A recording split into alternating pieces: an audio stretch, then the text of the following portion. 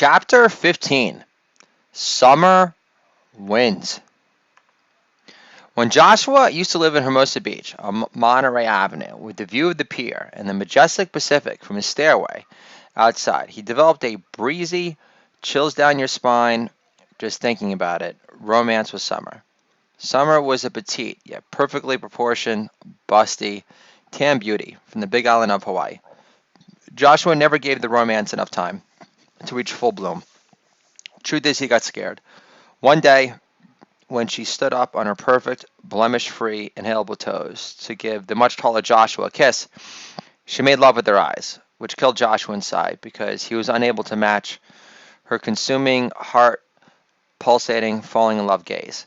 But he had every reason to be in love with such a beautiful, fun-loving, joy-spewing, high-energy, chill, Chinese-American beauty.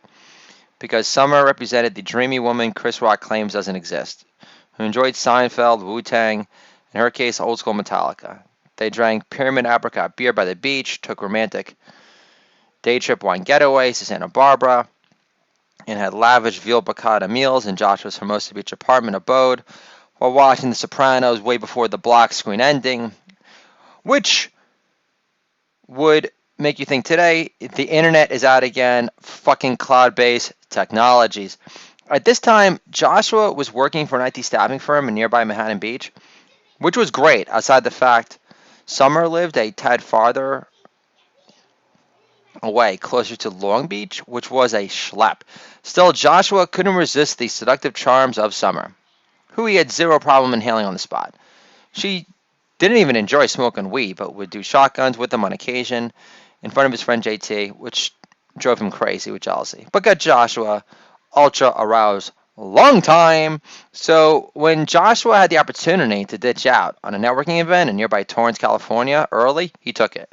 Actually, he had to wait for Rick to give him the permission to leave, who wasn't the owner of the company, Terry, or his direct supervisor boss, so he bolted to Long Beach into Summer's loving arms.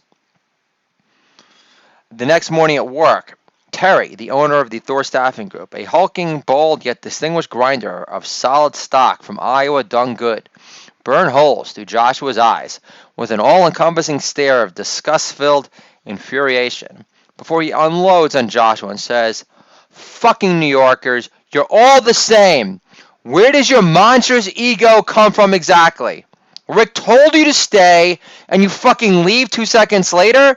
If you get wise to me and tell me it was actually more like a New York minute, I'll rip both your arms out and feed them to my father's pigs back on his farm in Iowa. Are we clear?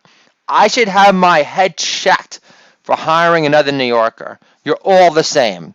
The world doesn't revolve around you. The sooner you understand that, the better. Now get out of my face before I fire your ass and send you crying back to mommy and daddy to bail you out again." Joshua had to take it because he blatantly disrespected Rick's authority when he told him to stay until he gave permission to do otherwise. Plus, Joshua respected Terry's killer work ethic and couldn't get enough of his farm analogies about the farmers who did well were the ones who woke up early and tended to the land, who planted various seeds, giving them all the time, love, and attention needed to make them grow up to their full potential. Joshua was burnt out on IT recruitment after doing it 4 years straight. Without ever taking a vacation more than a nighttime trip and back to Tijuana, only for him to decide picking out a hooker to bang and a line to choose from was too much indecision for his neurotic Jew boy self fixated on dying from getting HIV prematurely could bear.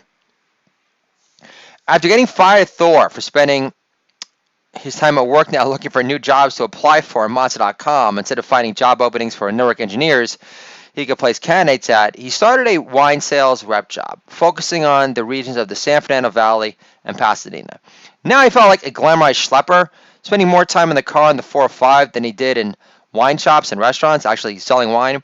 But he did meet another girlfriend after summer from Indiana, who also tasted great, especially whenever Joshua sampled ice wine within her now honeysuckle-lined innards from Lake Ontario. It was hard to repress thoughts of his ex-girlfriend from Indiana, Melissa, with her huge, beamish smile and mountainous, mouth-watering breasts, as Golda, the libertarian talk show host from the Jewy Manhattan Book Club, offered Joshua some ice wine from Canada. Before their talk about Ayn Rand's Atlas Shrugged ensued. Summer also suggested she day trade, while Joshua wrote novels for a living in Santa Barbara. Ah, those were the days, Josh cooed in his mind inside.